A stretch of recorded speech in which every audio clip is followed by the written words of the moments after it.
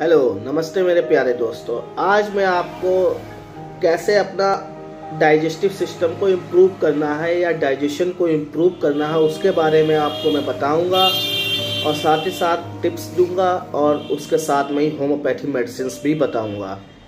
चलिए शुरू करते हैं।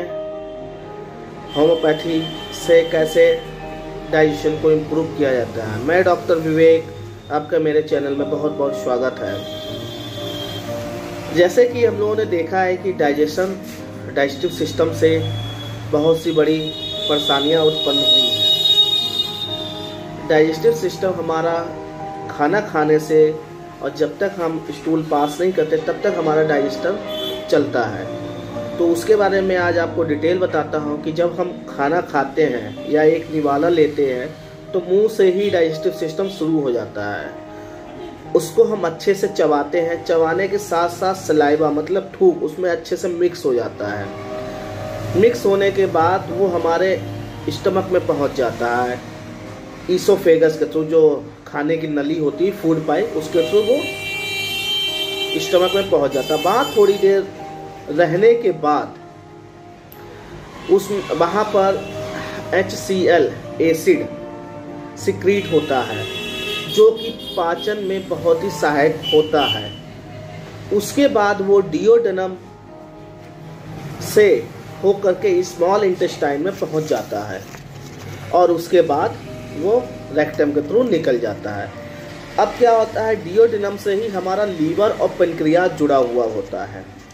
पेनक्रियाज जो कि बाइल जूस को सिक्रीट करता है और उसके थ्रू फैट डिपोजिशन मतलब फैट को तोड़ता है और वो एनर्जी में कन्वर्ट करता है। वही काम पेनक्रियाज का होता है। पेनक्रियाज हमारे शुगर लेवल को तोड़ता है, मतलब शुगर जो हम लोग ऐसे सिर्फ खा लेते हैं उसको वो पचाता है और वो सुक्रोज और फ्रक्टोज में कन्वर्ट कर देता है, जिससे हमको एक्सेसिव एनर्जी मिल पाती है। इसके साथ ही देखा गया है कि डाइजेशन की प्रॉब्लम इतनी ज़्यादा हो जाती है कि किसी किसी को कॉन्स्टिपेशन, गैस बनना, मुंह में जैसे बोलते नहीं है लोग खट्टी डकारें आती हैं या पानी भर आ जाता है। तो ये सब चीज़ें बहुत ही इन्हीं सब कारणों से डाइजेशन की प्रॉब्लम होती है। जैसे कि हमारा शुगर लेवल अगर बॉडी में अच्छा नहीं है या डायबिटिक पेशेंट है तो उसमें भी डाइजेशन का ही रोल होता है। और हमारा जो फैटी लीवर मतलब लीवर जो होता है उस पर फैट चढ़ जाता है तो वो भी हमारा डाइजेशन से ही निर्भर करता है, जिसके कारण हमको बहुत ही दिक्कत होती है। पीलिया हो जाता है, जॉइंटिस हो जाता है, पेट में दर्द होने लगता है, गैस एसिडिटी बहुत बनती है। तो ये सब चीज़ें डाइजेशन से ही जुड़ी हुई होती हैं। अब मैं आपको इसके होम्योपैथी टिप्स बताता हूँ कि टिप्स में हमको क्या करना है। पहला सबसे बड़ा हमारा जो टिप्स होता है उसमें खाना खाने के बीच में आपको पानी बिल्कुल नहीं पीना है। इसमें करना क्या है, जैसे कि अगर आप शुरुआत में आप खाना खाते हैं, बहुत से लोग कहते हैं, मैंने सुना भी है अपने प्रैक्टिस में कि डॉक्टर साहब मैं गुनगुना पानी खाना खाने से पहले ले लूं अगर बीच में नहीं है। तो मैंने बिल्कुल मना कर दिया कि खाना खाने से पहले और खाना खाने के बाद में आपको पानी किसी भी प्रकार का नहीं सेवन करना है। क्योंकि आपको मैं इसका कारण भी बता देता हूँ। जब हम खाना खाते हैं वो स्टमक में जाता है और अगर आप बीच में पानी भी पी लेते हैं तो वो जो हमारा HCl जो सिक्रीट होता है, एसिड पेप्सिन जो भी हार्मोन सिक्रीट होते हैं, तो वो पतले हो जाते हैं, जिसकी वजह से डाइजेशन अच्छे से नहीं हो पाता। तो उसकी वजह से आपको गैस बनने लगती है या कॉन्स्टिपेशन शुरू हो जाता है। तो ये सब दिक्कतें आने लगती है। इसलिए आपको खाना खाने के तुरंत बाद पानी बिल्कुल नहीं पीना है। उसके आधे घंटे या 1 घंटे बाद ही आपको पानी लेना है, वो भी 1 गिलास गुनगुना पानी। दूसरी टिप्स है, जो भी हमारे सीजनल फ्रूट होते हैं, जैसे कि ठंड का मौसम चल रहा है, अमरूद आ रहा है, संतरा आ रहा है, तो ये इसको जो सीजनल फ्रूट होते हैं वो आपको बहुत ज़्यादा फायदेमंद, तो इसलिए आपको वो सेवन जरूर करने हैं। सीजनल फ्रूट से एक फ़ायदा होता है, जैसे कि जिस मौसम में आपको जो नॉन सीजनल फ्रूट होते हैं वो बिल्कुल नहीं लेने चाहिए। जैसे कि आप इस समय आप आम बहुत से लोग मिल जाता है कहीं ना कहीं से रखा हुआ, तो ये सब नहीं चीज़ें खानी चाहिए। केला आपको खा सकते हैं। तो ये सब सीजनल जो फ्रूट होते हैं वो आप ज़रूर खाना है। और आपका खाने का टाइम का पीरियड वो आपको बदलना पड़ेगा। जैसे आपका नॉर्मल रूटीन होता है उसके अकॉर्डिंग ही आपको टाइम टेबल आपको बनाना पड़ेगा। जैसे अगर आप सवेरे आप 6 बजे उठते हैं तो 6 बजे से 8 बजे के बीच में आपको ब्रेकफास्ट कर लेना है, मतलब नाश्ता आपको कर लेना है। अगर आप 8 बजे से 10 बजे या 11 बजे के बीच में नाश्ता करते हैं तो आपका डाइजेशन बेकार हो जाता है, जिससे आपको गैस, कब्ज वगैरह ये बनना शुरू हो जाता है। तो इसलिए 6 बजे से 8 बजे के बीच में आप अपना सारा कुछ काम खत्म करके ब्रेकफास्ट जरूर कर लें। उसके बाद अगर आपको लंच की बात करें तो आप आफ्टरनून में 12 बजे से 1 बजे तक आपको लंच भी कर लेना है। लंच में लेना क्या है, ज़्यादा नहीं लेना होता, 2 रोटियां लेनी है और हरी सब्जी और या दाल वगैरह लेनी होती है। और अगर बीच में 12 बजे से 6 बजे के बीच में अगर आपको चाय या किसी चीज़ के शौकीन है तो आप ग्रीन टी या फिर आपको बगैर चीनी की या कम मीठी वाली चाय जरूर ले सकते हो। उसके साथ में आप कोई भी चीज़ ले सकते हैं, बादाम हो गया, किशमिश हो गया, मतलब ये सब साथ में ले सकते हैं। अगर ये ना लेकर के अगर आप फ्रूट के शौकीन हैं तो आप अपना फ्रूट काट लें या सैलेड वगैरह वो सब खा सकते हैं। जिनको वजन घटाना तो वो सैलेड वगैरह का भी यूज़ कर सकते हैं।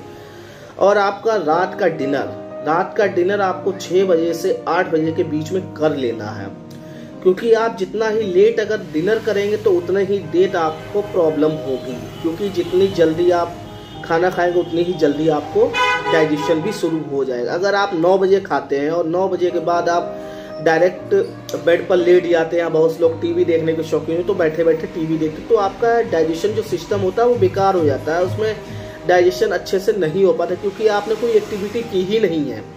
जब आप एक्टिविटी नहीं करेंगे तो जाहिर सी बात है आपको कॉन्स्टिपेशन हो जाएगा, डाइजेशन खराब होगा, गैस बनेगी, पेट में दर्द होगा, मरोड़ सी होगा, तो ये सब चीज़ें दिक्कतें आने लगती हैं। इसलिए ये जो 3 टिप्स मैंने आपको बताई हैं इसका अच्छे से पालन करें और आपका जो डाइजेशन है बहुत ही इम्प्रूव हो जाएगा। साथ ही साथ में आप शुरू करता है होम्योपैथी मेडिसिन्स, इसमें क्या क्या आपको लेनी चाहिए और क्या नहीं लेनी चाहिए।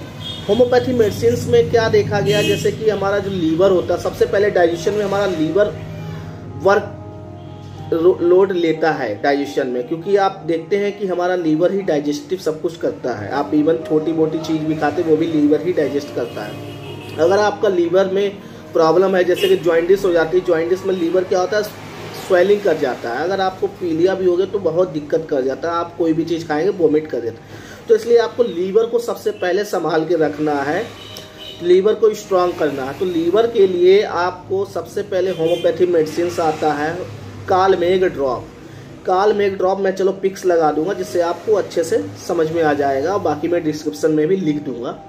कालमेघ ड्रॉप्स आपको 20-20 बूंदे दिन में 3 बार आधे कप पानी में मिलाकर पीना है।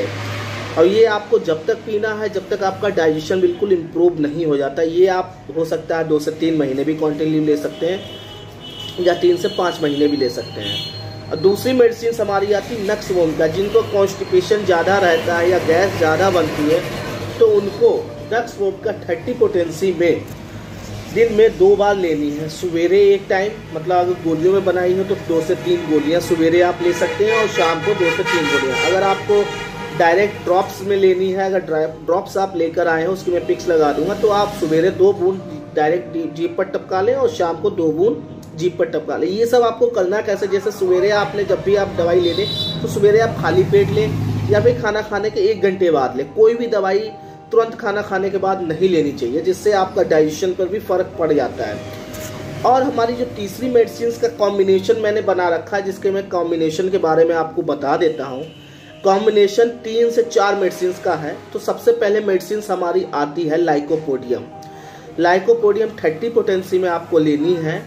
और ये डाइजेशन में अगर आपको पेट में दर्द होता है, मरोड़ होती है, तो उसमें बहुत ही इम्प्रूवमेंट मेडिसिन है, जो उसके लिए बहुत ही इफेक्टिव मेडिसिन आती है। दूसरी मेडिसिन होती है रोविनिया, ये भी 30 पोटेंसी में आपको लेनी है। रोविनिया भी डाइजेशन में बहुत अच्छी इफेक्टिव मेडिसिन हो जाती है, तो इसलिए आपको ये 2 मेडिसिन और प्लस एंटीमोनियम क्रूडम ये आपको साथ में, और साथ ही साथ आपको लाइको पहली हो गई, दूसरी कार्बोवेज। हाँ, कार्बोवेज भी बहुत अच्छी मेडिसिन होती है डाइजेशन के लिए। अगर आपको गैस और जिसको बोलते हैं ना तेजाबियत बनती है पेट में, तो उसके लिए कार्बोवेज बहुत ही इफेक्टिव मेडिसिन। तो आप लाइकोकारोवेज, रोविनिया और एंटीमोनियम क्रूड, ये 4 मेडिसिन का कंबाइंड करके एक कॉम्बो बना लेना है। अगर आपने 30 ml कॉम्बो बनाना है तो ये आप 20-20 ml रैकवैक कंपनी के ले लें या फिर आप WSI कंपनी के ले लें। तो इसको आप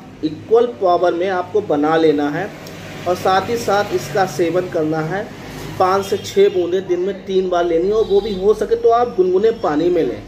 आधा कप पानी गुनगुना, या जिसको हम लोग आम भाषा में बोलते हैं कोसा पानी बना करके उसमें 10 से 5 बूंदें दिन में 3 बार सुबह, दोपहर और शाम, या दोपहर, दोपहर और रात में ले सकते हैं।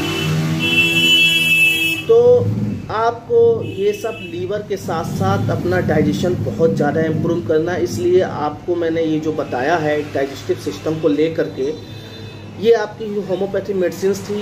ये सब आपको लगातार कंटिन्यू लेनी है 2 से 3 महीने तक। अगर आपको ज़्यादा गैस की प्रॉब्लम होती है तो आप तो ये 3 से 4 महीने भी या फिर 5 से 6 महीने भी कंटिन्यू कर सकते हैं, जिसमें आप देखेंगे कि आपका डाइजेस्टिव सिस्टम बहुत ही स्ट्रांग हो गया है। और हाँ, साथ ही साथ मैं आपको इसमें प्रिवेंशन भी बता देता हूँ कि आपको क्या नहीं खाना है।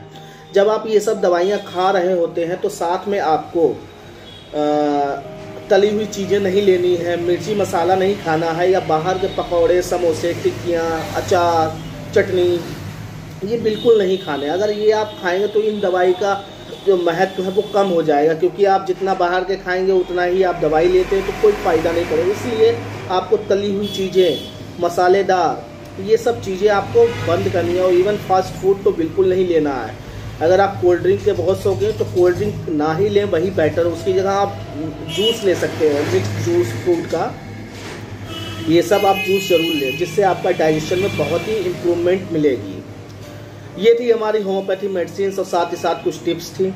अगर आपको अच्छा लगा हो तो मेरे चैनल को लाइक कर दें, सब्सक्राइब करें और शेयर करें, और साथ ही कमेंट बॉक्स में ज़रूर कमेंट करके बताएं कि आपको कितना क्या फ़ायदा हुआ है और कितना नहीं हुआ है। अगर आपको फ़ायदा नहीं हुआ तो आप ज़रूर कमेंट बॉक्स में मैसेज करें, तो मैं आपको इससे भी और अच्छी अच्छी मेडिसिन बताऊंगा कि आपको क्या करना है, क्या नहीं करना है।